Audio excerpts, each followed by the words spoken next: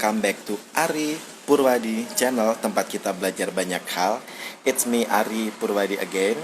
Dan kali ini kita akan ngobrolin tentang hal penting yang wajib ada di surat jual beli tanah, ya. Kenapa saya mengangkat tema ini? Karena saya menemukan banyak sekali hal-hal yang belum benar yang tertuang di dalam kwitansi jual beli tanah ataupun surat jual beli tanah. Tapi sebelum kita mulai, don't forget to subscribe this channel, support me biar channel ini terus berkembang. Dan kalau ada pertanyaan silahkan untuk tulis di kolom komentar. Don't forget to push the ring button juga. Jadi kalau ada video-video baru dari channel ini bisa terus dapat notifikasi. Oke teman-teman, jadi di lapangan teman-teman, saya banyak sekali menemukan adanya banyak banget ini teman-teman masyarakat yang melakukan jual beli tanah, tapi karena mereka juga belum punya uang untuk ke notaris, akhirnya mereka membuat kwitansi itu antara penjual dan pembeli dengan sederhana gitu ya. Bahkan banyak di antara mereka yang menggunakan kwitansi itu yang memanjang itu, yang kalau beli di fotokopian juga ada gitu kan. Kalau nggak salah satu gepok mungkin 8.000 atau 10.000. Nah, ada yang menggunakan seperti itu gitu. Well, sebenarnya surat jual beli tanah ini kan dokumen yang sangat berharga sebagai dasar nanti pembeli tanah melakukan perubahan sertifikat atas nama dia gitu. Jadi ini benar-benar sangat dasar banget gitu kan. Nah, konsekuensinya apa kalau surat jual beli tanahnya itu masih banyak kelemahan? Ya otomatis pembelinya punya resiko yang lebih besar terhadap pengelakan atau tindakan-tindakan yang menzolimi pembelinya ini di kemudian hari gitu. Jadi di sini akan saya bahas tentang hal-hal penting yang wajib ada di surat jual beli tanah. Ini dalam konteks yang dibuat antara penjual dan pembeli gitu ya, karena mereka biasanya awal-awal belum mampu untuk melibatkan Bapak Ibu notaris itu. Kondisi di masyarakat seperti itu teman-teman. Nah, nanti format dari surat jual beli tanah ini juga akan saya taruh di description box, jadi teman-teman bisa unduh di Google Drive saya. Nah, kemudian teman-teman, di masyarakat banyak terjadi hal-hal yang demikian ya, yang menyebabkan akhirnya terjadi tindakan-tindakan yang itu menzolimi. Di sini saya akan berpihak kedua-duanya. Jadi ketika naskah di surat jual beli tanah itu sudah komplit, sudah ada semuanya, ini melindungi kedua belah pihak. Jadi pembeli juga dilindungi, kemudian penjual juga dilindungi gitu. Di sini penjual tentu saja resikonya adalah dia sertifikatnya sudah lepas dari tangan dia, sudah ke pembeli, tapi uangnya belum lunas gitu. Itu resiko yang dihadapi oleh penjual ya. Jadi kredit tapi sertifikat tanahnya sudah ke pembeli, sama pembelinya sudah dibalik nama, kemudian nggak dilunasi gitu. Jadi udah SHM-nya udah ke pembeli gitu. Nah, itu resiko yang dihadapi penjual. Kemudian resiko yang dihadapi pembeli terkait dengan surat jual beli tanah yang masih belum komplit adalah mereka tentu saja mengalami resiko terjadi pengelakan yang dilakukan oleh penjual di kemudian hari gitu. Sudah lunas tapi bilangnya belum lunas gitu. Sudah lunas tapi sertifikatnya tidak kunjung diberikan dengan berbagai alasannya gitu. Nah, ini kan hal-hal yang tentu saja tidak semua orang menginginkannya gitu, mengingat membeli tanah ini kan nilainya juga besar, jangka waktunya juga lama gitu kan. Nah, kemudian langkah sebelum melakukan surat jual beli tanah itu teman-teman memastikan satu, meng-cross check nama di sertifikat tanah tersebut. Sertifikat tanah tersebut atas nama siapa? Misalnya saya mencontohkan dengan nama Ari gitu ya. Jadi misalnya sertifikat tanah itu namanya Ari Purwadi. Nah, teman-teman melakukan jual beli ini ya akan lebih bagus dengan Bapak Ari Purwadi dong, gitu kan. Nanti nama yang tertulis di surat jual beli tanah juga namanya Ari Purwadi sebagai pemilik sertifikat gitu. Kemudian bagaimana kalau nama di sertifikat ini sudah meninggal gitu kan? Kemudian yang melakukan jual beli adalah anaknya. Misalnya Ari Purwadi ini udah meninggal, terus yang melakukan jual beli sertifikat tanah ini adalah putrinya atau putranya. Nah, ini harus disambung dengan surat waris yang sah dan benar gitu. Jadi surat waris ini juga harus dilakukan cross check gitu. Misalnya yang menjadi pewaris saya adalah Yuda gitu kan. Nah, Yuda ini di dalam surat waris ini juga sah dan benar bahwa beliau mewarisi dari sertifikat SHM nomor sekian dari Bapak Ari Purwadi gitu. Dan itu sudah disetujui, sudah ditandatangani oleh kakak adik dari Yuda ini gitu. Karena mungkin yang menjadi anak-anak dari Pak Ari Purwadi ini kan banyak, nggak hanya Yuda aja gitu kan. Nah, ini kakak adiknya Yuda juga sudah harus setuju dengan sudah harus tanda tangan di turun waris itu gitu. Nah, ini ahli waris yang sah yang berhak untuk menjual tanah tersebut gitu. Kemudian bagaimana kalau hibah? Nah, hibah juga disambung dengan surat hibah yang sah. Jadi penerima hibahnya itu by name itu yang melakukan untuk jual beli gitu.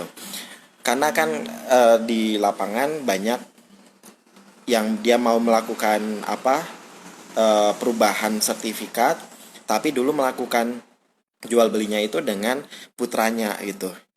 Sementara sementara orang yang ada di sertifikat itu sebenarnya masih sugeng, masih hidup gitu. Nah, kalau misalnya masih sugeng, itu kan bukan waris ke putranya, tapi itu hibah gitu kan. Jadi ada surat hibah dari Bapak Ari ke Pak Yuda gitu. Itu contoh aja gitu ya. Kalau misalnya Bapak Ari masih hidup gitu, jadi itu namanya surat hibah gitu. Kalau misalnya itu dihibahkan tapi belum ada suratnya, berarti kan harus menyusun surat hibah dari Bapak Ari ke Bapak Yuda ini, dari pemilik sertifikat ke yang dihibahkan atas nama siapa gitu kan. Tapi ini kalau misalnya konteksnya adalah orang tua dengan anak, ini kalau di masyarakat mungkin akan dinilai saru gitu ya. Kalau misalnya dia masih sugeng, kemudian kok diminta surat hibah untuk anaknya gitu. Itu di masyarakat mungkin akan dinilainya saru gitu. Masyarakat sendiri akan menilai diri mereka gitu. Nah, kalau misalnya terjadi seperti ini, surat jual beli tanah itu akan lebih baik kalau atas nama orang yang ada di dalam sertifikat itu gitu. Kalau beliaunya masih sugeng, masih hidup. Jadi ini kayak ada penghargaan kepada orang yang memiliki gitu ya. SHM itu milik misalnya Bapak Budi ya, masih ada penghargaan terhadap Bapak Budi ini untuk melakukan maksudnya masih benar-benar ya itu milik dia gitu secara naskah gitu kan. Itu kalau untuk waris dan hibah gitu. Kemudian bagaimana kalau wakaf? Nah, kalau wakaf ini teman-teman kalau ada aktivitas memberikan tanah untuk diwakafkan, ini dilarang untuk dijual. Nanti akan saya bahas di video saya lain terkait dengan tanah wakaf ya. Oke, kemudian untuk penyusunan dari surat jual beli tanah ini kan tadi sebagai dasar perubahan nama atau sebagai dasar balik nama dari sertifikat dari penjual ke pembeli di kemudian hari gitu. Tadi ya biasanya kan di masyarakat mereka belum punya uang untuk ke notaris, jadi mereka melakukan penyusunannya juga sendiri gitu. Well, itu sebenarnya sudah terjadi di masyarakat dan memang bisa gitu kan teman-teman. Tapi di sini ada hal-hal yang harus diperhatikan. Yang pertama pasti identitas dari penjual. Jadi ini katakan sebagai pihak satu gitu ya. Ada nama, kemudian nomor KTP, kemudian alamat, tempat tanggal lahir, kemudian nomor handphonenya berapa gitu. Itu identitas dari penjual. Kemudian yang kedua identitas pembeli sama nama, nomor KTP, alamat, tanggal lahir, nomor HP ya. Sebenarnya ini sesuatu yang tidak bisa diubah juga gitu. Tapi ada identitas pembeli dan penjual itu dengan KTP juga gitu ya. Kalau untuk alamat sama nomor HP ini bisa tentatif, bisa dipakai bisa enggak gitu. Kemudian sebelum saya lanjut, teman-teman jangan terpaku surat jual beli tanah ini cuman satu lembar gitu.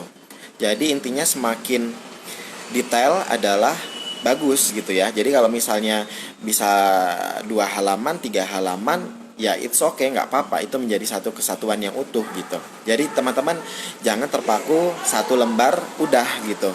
Kalau misalnya kebutuhannya sampai 4 lembar ya nggak apa-apa gitu kan. Nah kita lanjut ke poin yang berikutnya. Kemudian di sini setelah ada pihak 1 identitasnya, pihak 2 identitasnya gitu, di situ disebutkan gitu selanjutnya disebut sebagai pihak penjual dan pihak pembeli. Jadi disebutkan juga kapan. Jadi tanggal berapa, hari apa, tanggal berapa, tahun berapa, kemudian di mana. Nah, pembeli dan penjual ini melakukan aktivitas jual beli gitu. Melakukan aktivitas jual beli atas bidang tanah, kemudian dituangkan di identitas tanahnya itu. Ada nomor SHM atau nomor letter C maybe gitu kan, kemudian nama di SHM atau nama di letter C, kemudian luasnya berapa, lokasinya itu juga dusun, kelurahan atau desa, kecamatan, kabupaten gitu. Itu identitas tanahnya. Jadi harus benar-benar plek dengan dokumen tanah gitu kan. Kemudian setelah jelas, jadi kan nama penjualnya tadi ya sudah disambung dengan nama penjual, sudah dicocokkan dengan nama di sertifikat gitu. Kalau belum cocok ya nanti disambung dengan dokumen yang lain gitu. Kemudian setelah identitas tanah, kesepakatan harga yang disepakati itu berapa, ditulis dengan angka dan juga dengan huruf. Kemudian berikutnya dilakukan pembayarannya itu dengan apa, apakah secara tunai atau secara kredit gitu. Nah kalau misalnya kredit akan dicicil selama berapa tahun, nominal cicilannya per bulan berapa atau per tahun berapa, itu juga disebutkan di surat jual beli tanah tersebut gitu. Kemudian disebutkan juga hak dan kewajiban dari penjual dan pembeli gitu. Kalau cash ya berarti SHM-nya langsung diserahkan ke pembeli. Kalau misalnya kredit, dari pihak penjual ini akan memberikan kepada pembeli kalau sudah dinyatakan lunas gitu. Itu juga dituangkan di dalam surat jual beli tersebut gitu. Untuk poin yang berikutnya sih sebenarnya ini juga sama seperti yang lain gitu ya. Adapun surat jual beli tanah ini dibuat dengan penuh kesadaran dan tanpa paksaan dari pihak manapun. Kemudian surat jual beli tanah ini digunakan dibuat untuk digunakan sebagaimana mestinya. Nah, itu poin-poin. Kalau misalnya teman-teman mau lebih detail lagi bisa dimasukkan ke atas tadi gitu ya. Kemudian di bawahnya ada tempat kedudukan, misalnya dengan kota atau kabupaten, tanggal, bulan, tahun. Kemudian pihak penjual ini juga tanda tangan di atas materai, pihak pembeli juga tanda tangan di atas materai juga. Nah, ini yang paling banyak tidak dilakukan gitu. Mereka tidak membawa saksi gitu kan.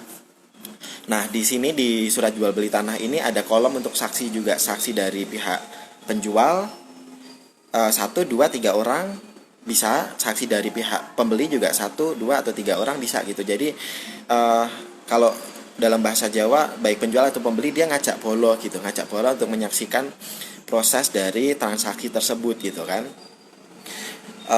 Mereka juga ada nama, ada tanda tangan juga gitu. Ini sebagai dasar nanti kan untuk perubahan dari atas nama penjual ke pembeli itu kan.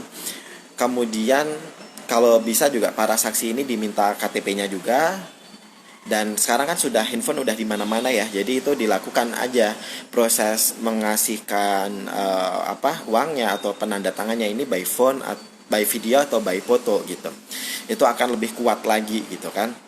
Nah, penjual, pembeli, kemudian para saksi juga udah tanda tangan.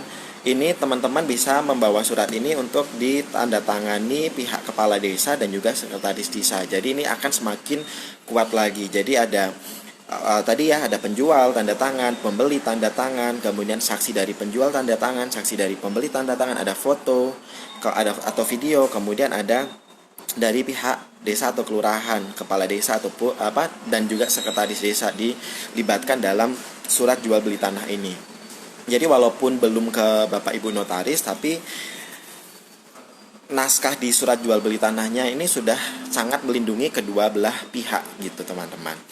Nah, sekali lagi untuk soft file-nya akan saya taruh di kolom description box teman-teman. Nanti kalau teman-teman misalnya Bapak Ibunya sedang melakukan aktivitas surat jual beli tanah ini, bisa sebagai referensi. Kalau misalnya ada yang perlu saya revisi juga silahkan untuk tulis di kolom komentar. Kalau ada pertanyaan silahkan tulis di kolom komentar juga. Don't forget to subscribe. Sekian untuk video kali ini. Terima kasih. Saya undur diri. Wassalamualaikum warahmatullahi wabarakatuh.